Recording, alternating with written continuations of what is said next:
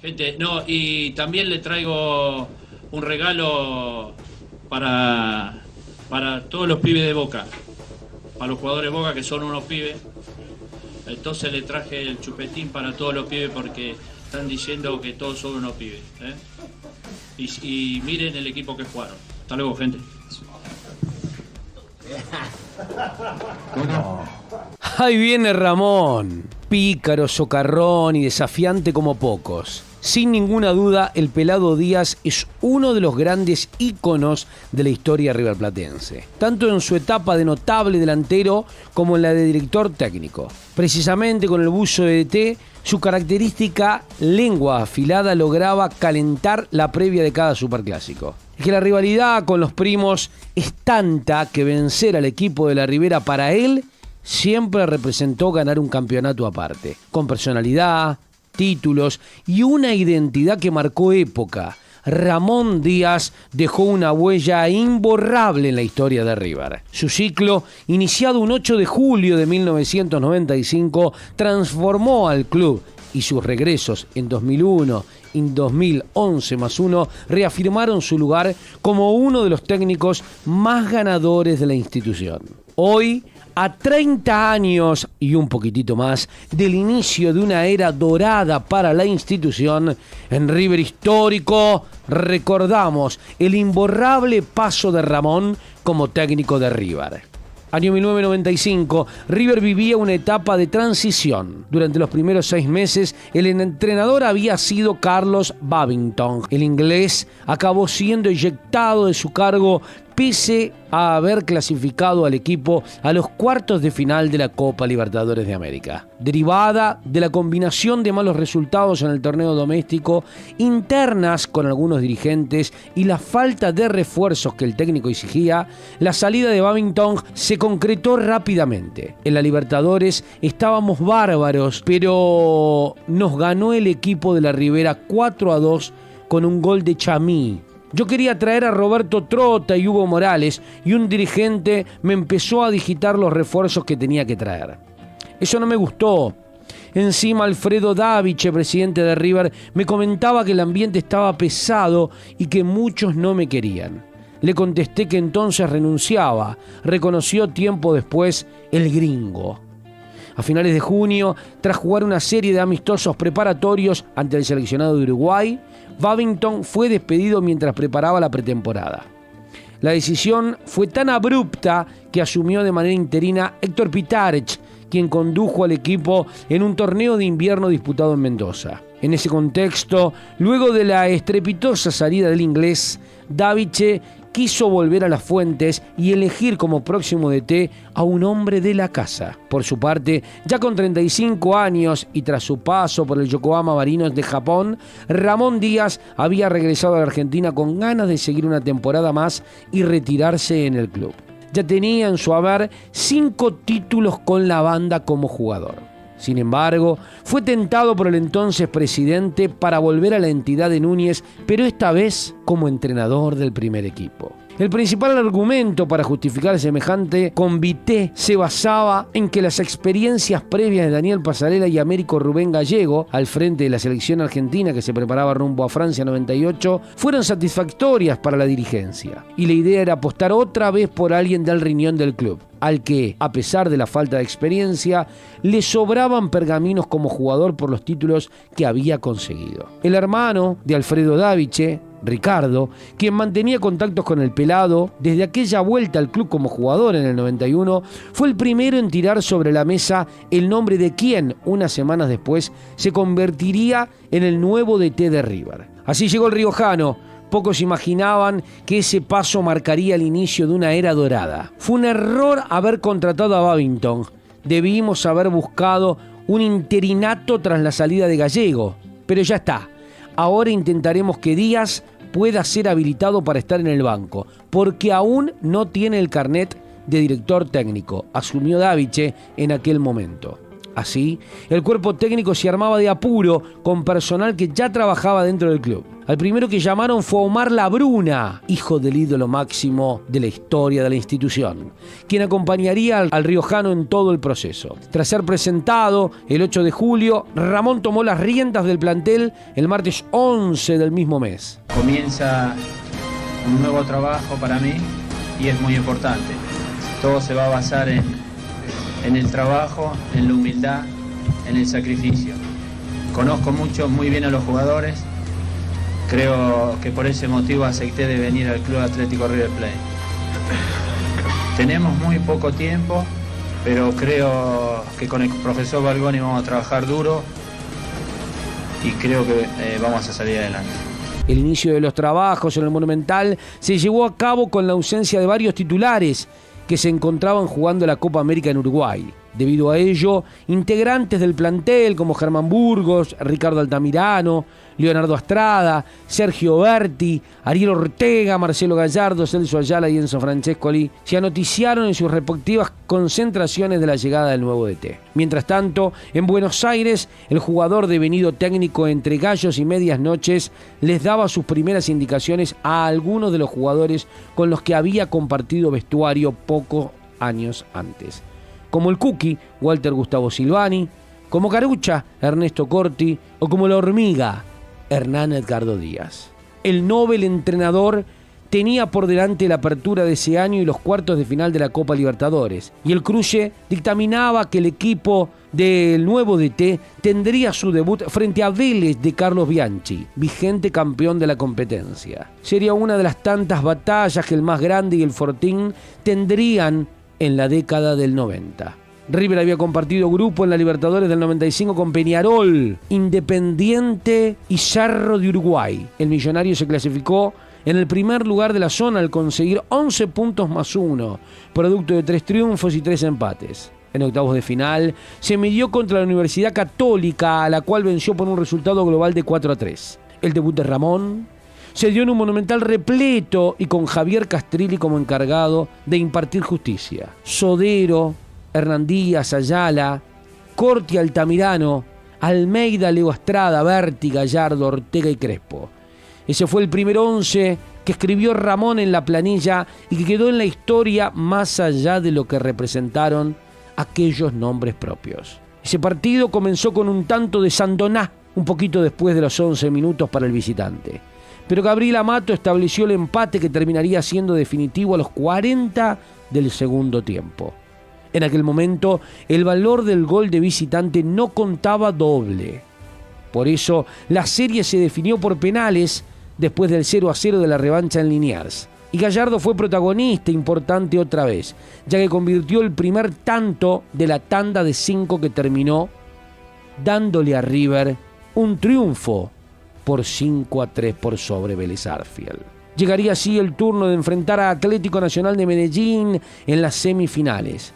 Y tras una serie que quedó en el recuerdo, el que avanzó a la final fue el elenco colombiano que superó al Millonario en los penales. En aquella serie se recuerda un extraordinario gol de René Higuita de tiro libre. Pese a la eliminación, el equipo comenzaba a mostrar señales de lo que sería jerarquía, ambición y fundamentalmente protagonismo. Con el correr de los meses, Ramón moldeó un equipo ofensivo, competitivo y con identidad. En la apertura del 95, el Pelado tuvo un mal arranque y las críticas no tardaron en llegar. En el 96, River apuntó todos los cañones a la Libertadores tras otro mal inicio en el certamen doméstico. Dejó en el camino a Sporting Cristal de Perú, a San Lorenzo y a Universidad de Chile y terminó llegando a la final definiendo siempre la serie como local. La primera de las dos con el América se jugó en Cali y el equipo colombiano ganó 1-0. En la revancha, el Monumental tuvo cerca de 80.000 personas presentes que alentaron a River para que ganara 2-0 con 2 goles de Hernán Crespo y lograra su segunda Copa Libertadores de América.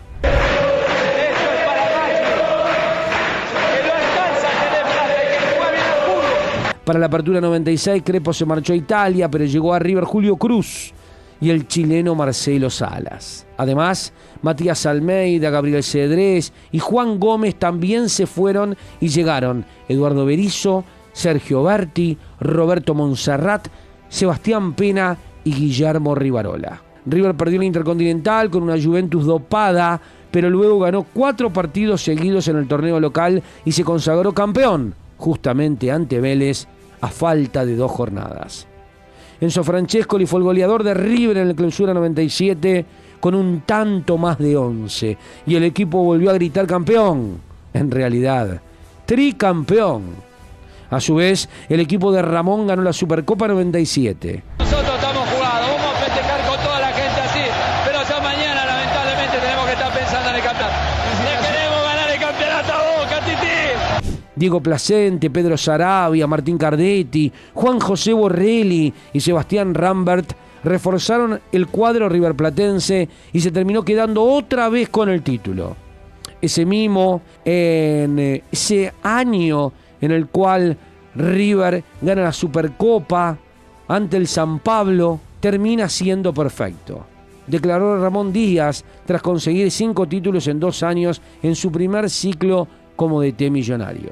La difícil convivencia con jugadores de peso como Francescoli, Estrada, Hernán Díaz y Burgos, entre otros, no le impidieron formar uno de los equipos más importantes de la historia, que aún hoy es recordado por aquel tricampeonato en la temporada 96-97.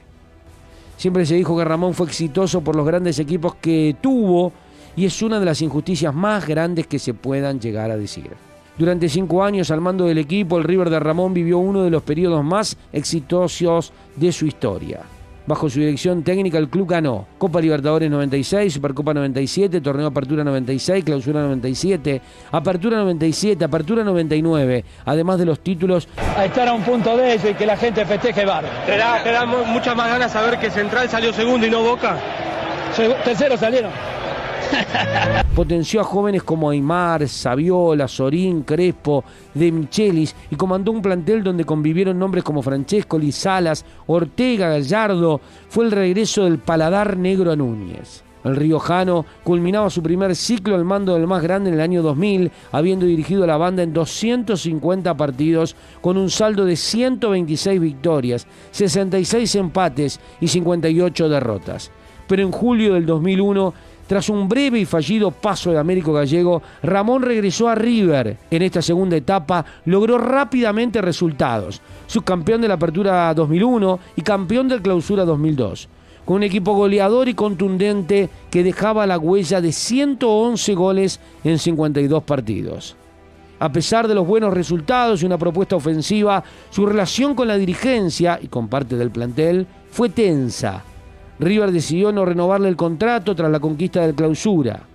El cierre abrupto no opacó el título. Su segunda etapa al frente del más grande le reportó a Ramón un saldo de 52 partidos con 29 victorias, con 14 empates y con tan solo 9 derrotas.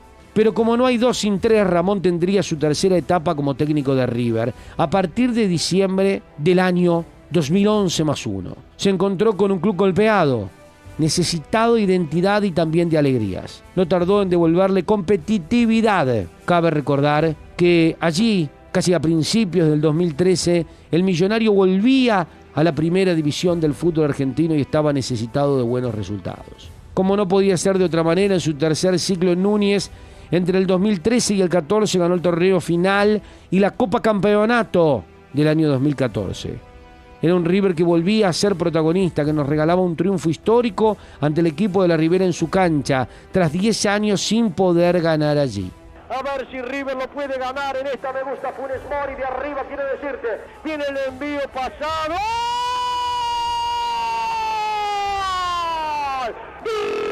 El mellizo mendocino, el que trae el buen vino para festejar, el mellizo defensor, el mellizo goleador, se le va más que nadie, le entró con la parte diestra del parietal, se la puso contra la zurda Orión, nunca iba a llegar, fue tremendo el cabezazo de Funes Mori, contra la pared izquierda de Agustín Ignacio Orión, que no se merece la selección argentina. Lo hizo Funes Mori para la revancha de su vida. El número 6 a los 40 minutos del segundo tiempo.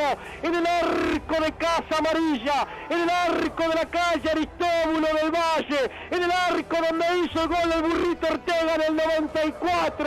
River se lo está ganando 2-1 para dejarlos callados, para tirarle agua congelada sobre la cabeza a todos los hinchas, casi 50.000 que están aquí en el Alberto J. Armando.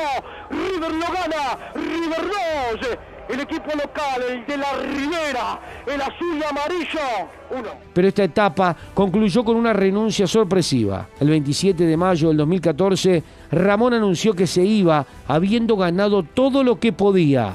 Fue, sin saberlo, el cierre de su ciclo más simbólico. Ramón dejaba a Núñez nuevamente tras 66 partidos, 30 victorias, 17 empates y 19 fueron las derrotas que cosechó. Con 3 ciclos al frente de River, Ramón Díaz es, detrás de Marcelo Gallardo, el segundo técnico más ganador del club. Conquistó 9 títulos oficiales y consolidó un estilo de juego ofensivo, intenso y con sello propio. Supo gestionar ídolos, potenciar juveniles y construir equipos que marcaron época. Pero más allá de los números, Ramón siempre supo representar y respetar la historia del club a la perfección. Su figura representa una conexión ineludible con la historia grande de River. Ramón no solo ganó, le devolvió al hincha el orgullo, el protagonismo y la identidad. Ahí viene Ramón. River Histórico, un nuevo producto del canal de YouTube del más riverplatense, del canal de YouTube del Tano Santarciero.